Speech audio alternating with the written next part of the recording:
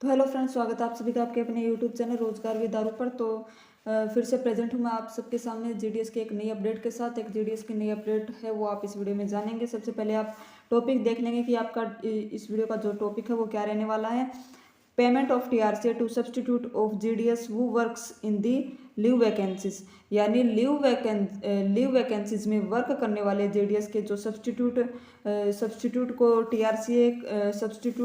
टीआरसीए का जो पेमेंट है उसके बारे में ये सारी जो अपडेट है वो रहने वाली है। उसके संबंध में ये सब कुछ है, तो वीडियो को लास्ट तक जरूर देखना ताकि सब कुछ अच्छे से आपको समझ में आए। जो चैनल पर नहीं हो एक बार चैनल को सब्सक्राइब जरूर कर ले ताकि जीडीएस की ऑल टोटल नोटिफिकेशन और अदर जो भी नोटिफिकेशन रहती है वो आपको तुरंत है वो इस चैनल पर टाइम टू टाइम है वो मिलती रहे। जो भी आपका डाउट रहता है वो आप कमेंट सेक्शन में कमेंट कर सकते हैं और बेल आइकन को जरूर प्रेस कर लेना ताकि वीडियो की नोटिफिकेशन है वो तुरंत आपको मिले।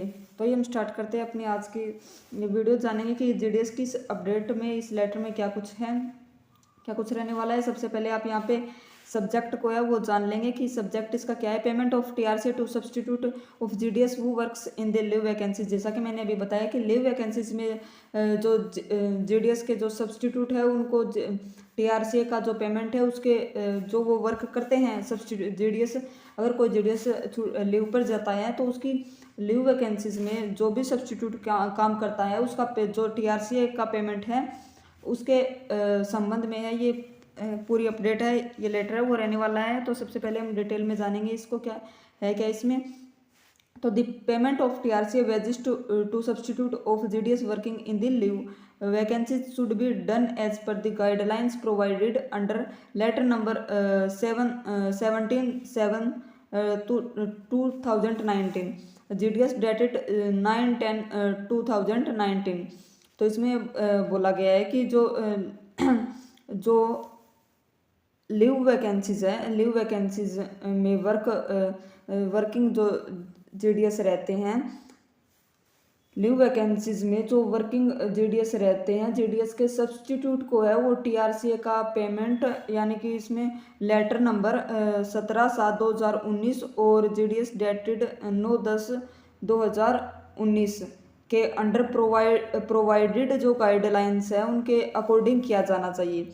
यानी कि जितने भी जो जीडीएस के सब्सटीट्यूट हैं, वर्किंग जीडीएस के सब्सटीट्यूट है, उनको टीआरसी की जो पेमेंट है वो लेटर नंबर 7/2019 और जीडीएस डेटेड 9/10/2019 के अंडर है, के अंडर प्रोवाइडेड जो गाइडलाइंस है उनके अनुसार है वो उनका पेमेंट किया जाना चाहिए।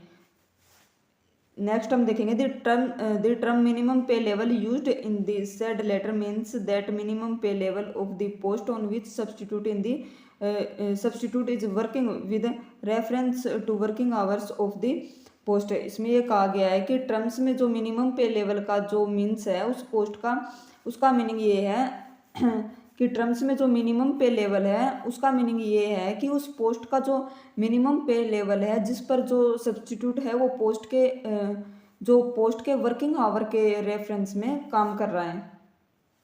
मतलब आप इसका ये समझेंगे कि टर्म्स में मिनिमम पे लेवल का जो मीनिंग ये होता है कि उस पोस्ट का जो मिनिमम पे लेवल है जिस पर वो सब्सटीट्यूट पोस्ट के वर्किंग आवर के रेफरेंस में काम कर रहा है। फॉर इंस्टेंट एग्जाम्पल के तौर पे इस पर बताया गया है कि for a post of BPM level 2 the substitute will be paid rupees 14,050